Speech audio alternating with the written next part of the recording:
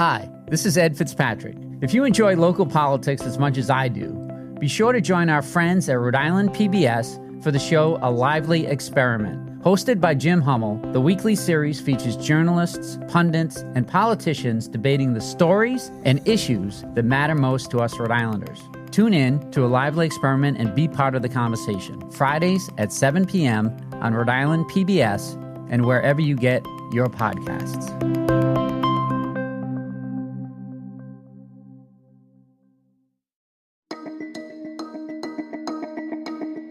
From the Boston Globe, this is Rhode Island Report. I'm Ed Fitzpatrick.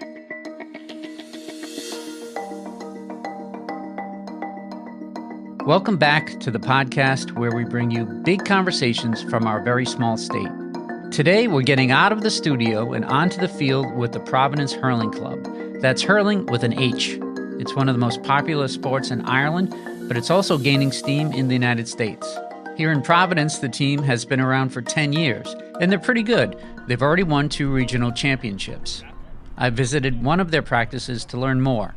Oh, we're down at the Gator Street field, right near the river with I call it the Rusty Bridge, right near the Little League field. I used to coach over here, so I spent a lot of time over there.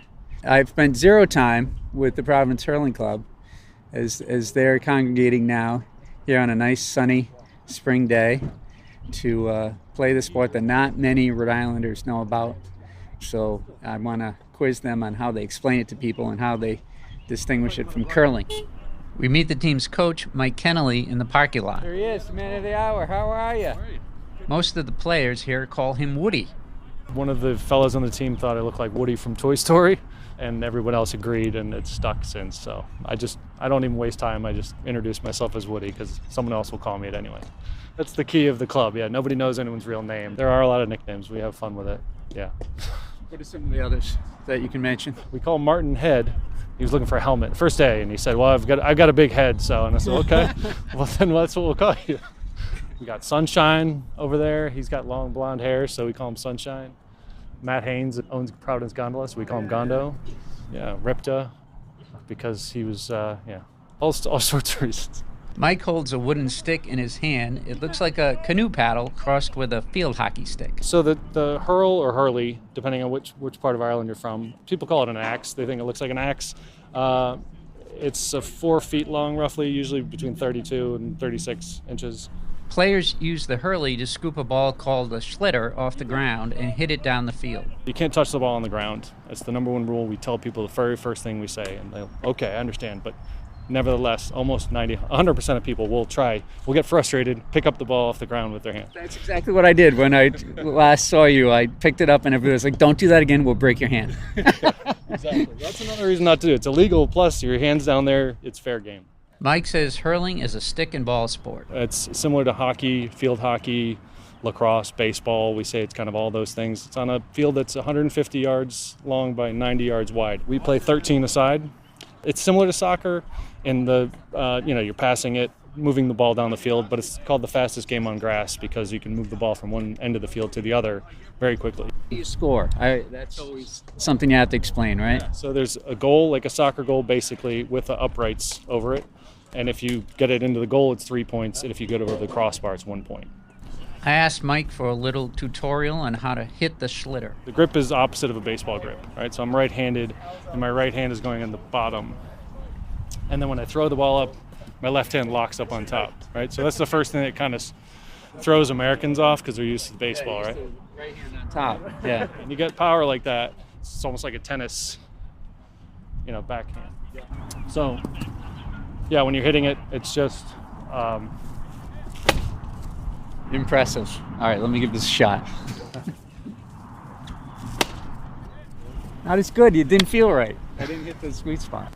How much of a learning curve is there? It's all totally on the person. Like, I never played stick sport growing up. I played soccer and basketball, and it took me a bit. But once you kind of get the hang of it, you kind of figure it out. There are parts of it where it's like golf. You'll be playing, you'll be swinging away, and it's just not clicking. But when you get a sweet one and you hit it, you get a rush.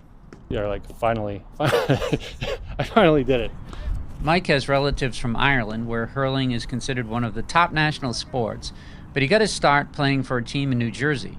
When he moved to Rhode Island over a decade ago, he couldn't find a local place to play. A year later, I met a couple of teenagers on the street that I was living on, pucking around, which is they call it hitting the ball back and forth, pucking around. And I said, if you guys ever want to start a team, let me know. I lived 3 doors up, I think that week, Saturday morning, and knocked on my door. Michael Walsh said, hey, let's start a team. So this is a 16, 17-year-old kid. And I was like, all right, let's give it a go. So we put it out there, put out the feelers, went to the Hope Street Festival, had a table.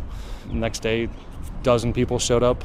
Wow. We had like 3 sticks and 2 balls, but we figured it out. No helmets at the time, which were required. Why so much interest in a sport that most Americans haven't even heard of? Someone on the team said, I played baseball my whole life, and now I'm an adult, and it's like I've kind of hit. I'm not going to be a professional baseball player. I'm not going to be a professional basketball player. But here's something that's kind of new to the country. And even though it's a 3,000-year-old sport in Ireland, it's kind of a level playing ground, as it were. We'll have more with the Providence Hurling Club after a quick break. When you want to go beyond the headlines, let me recommend Rhode Island PBS Weekly. Rhode Island PBS Weekly is an award-winning news magazine broadcast that gives you the full story, powered by investigative journalism and narrative storytelling. New episodes of Rhode Island PBS Weekly drop Sundays at 7:30 p.m. on Rhode Island PBS. Watch past episodes at ripbs.org/weekly. That's ripbs.org/weekly.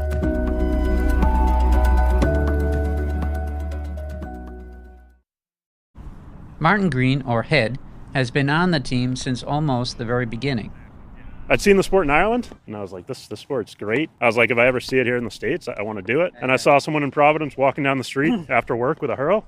Pulled over and talked to him, and he said they'd just started the team like a few months before that. So that's kind of where I began, and I've been here ever since. What do you like about it? I know you're a runner, too. Hey, it's the best sport ever. I mean, you got a little bit of everything. You got skills, baseball, hockey, lacrosse, hand-eye coordination, just the community, like great group of guys, great team. There you go, Bojo, way to move. In front of us, the guys are running drills. So we're just basically pucking it out to the far guy, and then he's catching it and hand passing it to the other guy, and then he joins the other side, and they kind of rotate. That's Kenneth Norton. Known as Techno, that's my nickname for the team. He grew up outside of Dublin. Playing hurling in America now, yeah, it's pretty crazy, but it's a lot of fun, great sport. I didn't play it back home, I played the other one, Gaelic football. I wanted to play it and I never did, and I was like, I'm going to play it. I'm just going to start playing it, and I'm glad I did. After this drill, the players gather in the center of the field and start picking teams. I'm going to go Pat. Woody? Your games are on in 3 weeks, boys, all right? So you got to be training like you're playing in the game, all right? Bit of intensity today. Larkin Grawl tries to get everyone pumped up. This man here has a few bruises from last week. He's going to get a few more tonight too. So, all right. So that's what you want. Bit of shoulder, bit of intensity. Get it going. Match pace. Larkin isn't a coach. He just has a lot of experience. I just come from Ireland, so I know a bit more about the sport than a few of the boys here. They're good fun. They teach me how to drink, so I teach them how to play hurling. There's a few Irish accents, but it's mostly guys who played baseball or hockey or lacrosse. Tim Shea is a former baseball player. A lot of us have like family heritage that kind of connects us to Ireland and the sport, so it's interesting that way, but mostly it's just a lot of us were athletes in our teens and high school, and then in our 20s are looking for a new sport and a new challenge. So this is like just enough basic skills that you know from another sport, but a little bit of a challenge on top of it. What would you say, Bojo? He turns to his teammate, Brandon Byrne, otherwise known as Bojo. I have an unfortunate likeness to Boris Johnson when my hair is a little longer, and they picked up on that like my first day ever. And then I couldn't escape it because I didn't suggest that I liked the nickname, and they were like, well, that's what you get. Well, it's funny, a lot of us forget each other's real names just because we get so used to the nicknames. Everyone loves it except for the kid nicknamed Balls. That's a little weird for him, but that's his problem. We're going to keep calling him that. Brendan says the Irish connection is a big reason he joined the sport. His dad is from Galway. I always joke and give my parents a hard time. I never went to Disney growing up because we had to go see my dad's family in Ireland. So I always knew about it, but to play it when I was here growing up, my parents would have to drive me into Boston. And they weren't doing that, and I don't blame them. But my fiance, her cousin, John Clinton, or Funk, he invited me on the team. Best thing I ever did. Brendan and Tim run out into the scrimmage. Keep going. That's it. Oh, no. It's like losing a child with that. It's Brendan's hurl. We were both going for the ball, and his hurl got between my feet and snapped in two. So he's got to go get a new stick. Brendan walks slowly off the field. It was pretty dejected out there. His head down. That was a nice hurl. That was like a $70 hurl. Otherwise, they're more like $40. Brendan takes the broken hurl and throws it in the trash. It was actually lasting me quite a long time. I think this was like going into my second season. So, a little disappointed. But yeah, the one downside to playing with ash, but just better. Traditional hurls are made from ash trees. I mean, now I have to use a Caltech, which I'm not a fan of. This is a lot shorter and plastic, so we'll make do. Forgot to order more. That's on me. Keeping these hurling traditions alive is important to Brendan. The family back home does really like it. I visited a year or two ago, and it was the first time I'd visited since playing, and they just thought it was really cool to like have it carry on, because a lot of guys, when they left Ireland, just left Ireland. Brendan runs back onto the field with his new hurl to rejoin the scrimmage, and I get ready to leave. Well, this was a lot of fun. It reminds me of how hard it is to be good at this. There's a lot of different skills involved. Just picking it up and doing it under pressure.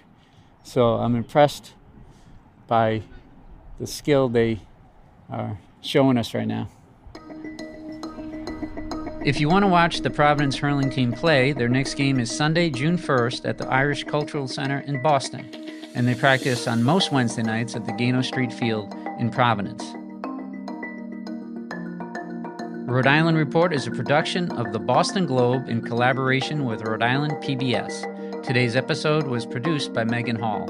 Audio mixing and mastering by Marissa Ewing of Hemlock Creek Productions. Our music is from APM. Be sure to follow us on Apple, Spotify, or wherever you listen. I'm Ed Fitzpatrick. See you next week.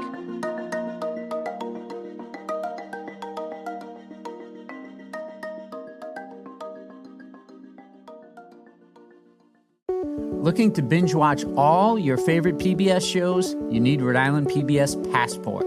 Masterpiece, Antiques Roadshow, Rhode Island PBS Weekly, and many more. Watch them all, anytime, and from any streaming device. Learn more about this member benefit at ripbs.org/passport. That's ripbs.org/passport.